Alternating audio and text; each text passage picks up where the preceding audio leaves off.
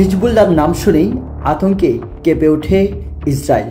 লেবাননের মাটি থেকে ইসরায়েল সেনাদের বিতাড়িত করে এই সশস্ত্র বাহিনী। শুধু তাই নয়, ইসরায়েল ও মার্কিন সেনাদের উপর অতর্কিত হামলাও চালিয়েছিল এই গোষ্ঠীটি। এরপর থেকেই তাদের ব্যাপারে সতর্ক পশ্চিমারা, এমনকি জঙ্গি হিসেবে আখ্যাও দিয়েছিলেন এই গোষ্ঠীটিকে। হিজবুল্লাহ রাজনৈতিক প্রভাবশালী একটি শিয়া মুসলিম সংগঠন, যেটি লেবাননের সবচেয়ে শক্তিশালী সশস্ত্র বাহিনীকে নিয়ন্ত্রণ করে। এটিকে 1980 দশকের গোড়ার দিকে ইসরায়েল বিরোধিতা করার জন্য এই অঞ্চলের সবচেয়ে প্রভাবশালী শিয়া শক্তি ইরান প্রতিষ্ঠিত করেছিল।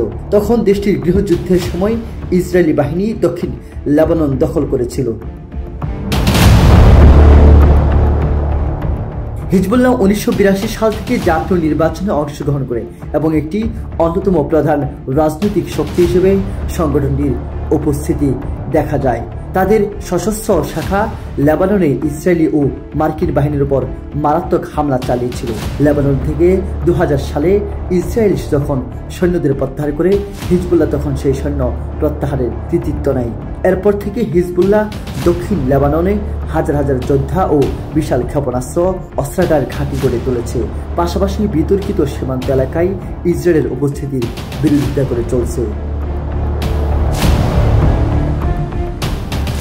সংগঠনটিকে পশ্চিমা রাষ্ট্র, ইসরায়েল, উপসাগরীয় আরব দেশগুলি ও আরব লীগ একটি সন্ত্রাসী সংগঠন হিসেবে আখ্যায়িত করে থাকে। হিজবুল্লাহর একটি মারাত্মক আন্তঃসীমা অভিযানের ফলে হিজবুল্লাহ ও ইসরায়েলের মধ্যে 2006 সালে একটি পূর্ণাঙ্গ যুদ্ধ শুরু হয়। ইসরায়েলি বাহিনী হিজবুল্লাহর হুমকি মোকাবেলায় দক্ষিণ লেবাননে আক্রমণ করলেও গোষ্ঠীটি টিকে যায় এবং এরপর থেকে তাদের যোদ্ধা সংখ্যা বৃদ্ধি করা সহ নতুন ও উন্নত অস্ত্রের ভান্ডার গড়ে তোলে। হিজবুল্লাহ বিশ্বের সবচেয়ে ভারী অস্ত্রশস্ত্রে সজ্জিত অরাষ্ট্রীয় সামরিক বাহিনীর একটি, যেটিকে অর্থায়ন করেছে ইরান। হাসান নাসরুল্লাহ দাবি করে সংগঠনটির 1 লক্ষ যোদ্ধা রয়েছে, যদিও অনুমান করা হয় সংখ্যাটি 20,000 থেকে 50,000-এর মধ্যে সীমাবদ্ধ।